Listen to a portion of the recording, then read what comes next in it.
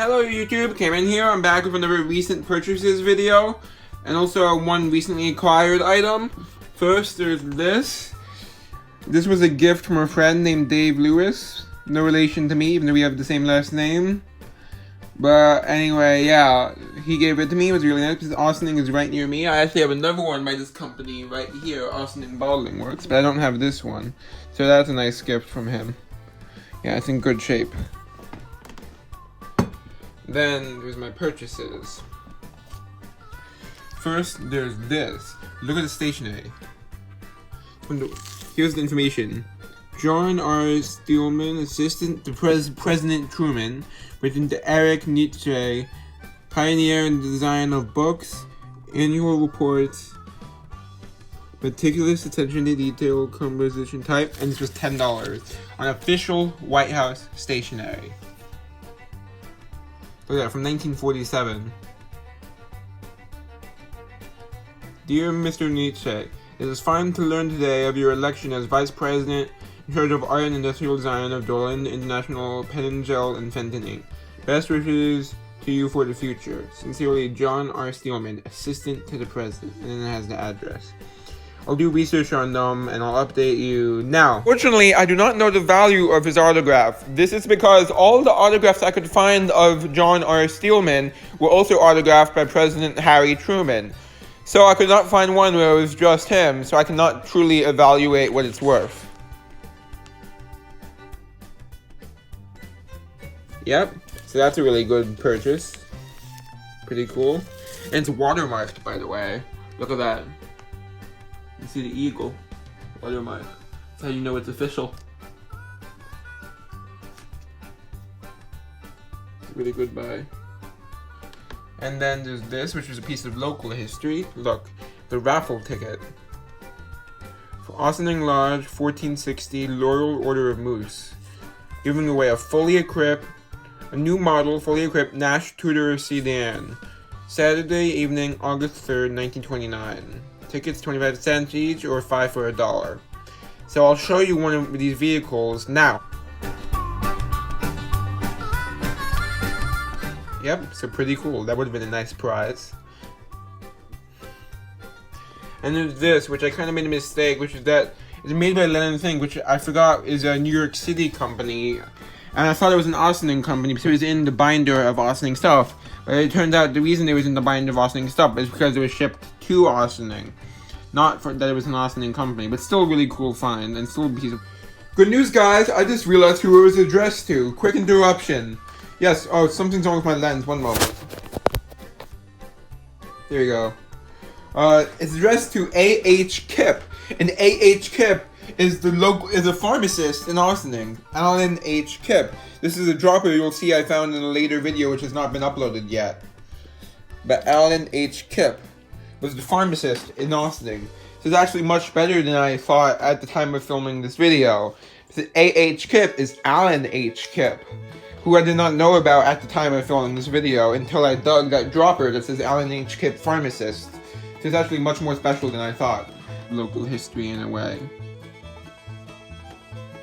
You can see, and it's still a pretty cool buy, because it's bottle related. Local Lennon Fink Wholesale Druggist, New York, Memorandum of Credit from 1914. $6.83 for January, February, I think it says. No, it's saying the specific product, but I can only read it. And Peter's Chocolate and Epsom salts. So that's cool. Yeah. Focus. Yeah. And then there's this. There's a letter. I bought this on eBay, this one. The other ones were from the antique store where I buy a lot of my stuff, a local antique store. There's this. I'll open it up in a moment. Crescent Abrasive Co., Croton, Hudson, New York. And it's on official stationery. I'll show you in a moment. And this is from 1900 something. I'll take it out and I'll be right back. Okay, I'm back. One moment. I need to put you down while I get the letter open. Here it is. Look, Crescent Abrasive Company, Croton on Hudson, Office of the General Manager. It's pretty cool. And there was emery, it's talking about Turkish and American emery, and there was an emery mine in Croton, so it could be related to that, I think. And it's a letter to his son. It says, "My dear son," and from 1900. As you can see, July 6th, 1900. So that's 121 years old. And it's complicated what they wrote to him. But he's basically writing to him about, like, I can't really explain it, but he's just writing to his son, like, to check in on him and stuff, to simplify it, to summarize it. He's basically updating him on what's going on with the business and checking on him. You see, "I am glad you find it pleasant at the Fall View House." And he sent it to his son in another town, which I'll tell you in a moment once I open this. And unfortunately, it's signed father rather than signing his actual name. But based on the fact that it's the office of the general manager, I'm assuming that's who wrote it. And the general manager is listed here as F.L. Degner, or Degner, I'm not sure how you pronounce it. I'm assuming that's who wrote it. Yeah. Look, it just folds itself, isn't that cool? Because it's been folded so long. It's in pretty good shape, the letter. Yeah. And let me show you. So the Fall View House is probably in the town. This is address, which I think says Pauling, but it might say Perling. Let's see. Yeah, it's Perling. You can see because it says here. It's actually 1909. Looks like. So you know it's 1900. So that's cool. And look at the old stamp. That's pretty cool.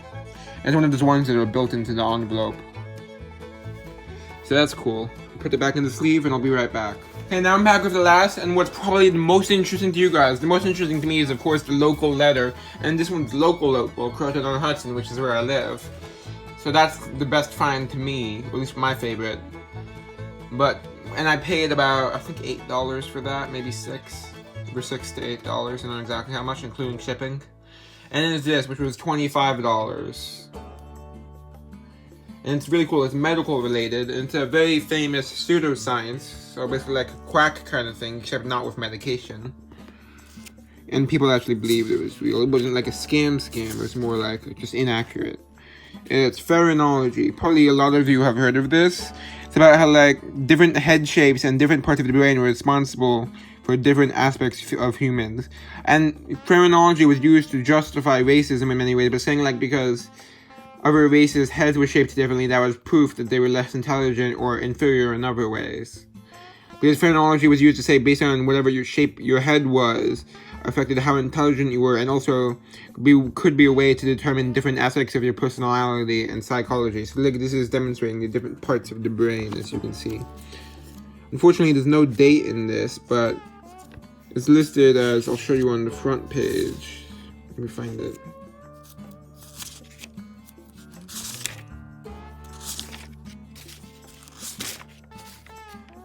I can't find the front page. It wasn't the front page, it was the binding. It says Grimes' new system of phrenology. And to call it new means that this book is extremely old, even though it's not in the best of condition. Because phrenology was like, I think 1840s or so. I'm gonna look up this book and I'll update you in a moment. I'll be right back. Let me just quickly show you some more of the illustrations if I can find them. Okay, here's another one. These are showing like the head shapes of different famous people. The stupid thing with this is you can't really know Socrates' head shape because that was over 1,000 years ago by this point, well over, since he died. So they're just making up the shape for that. It's really not good evidence. Actually, there might be a portrait of Socrates for all I know that they could have based off of. Here's something interesting. This is an added-in slip, but it's built into the book, errata, so it's mentioning the errors.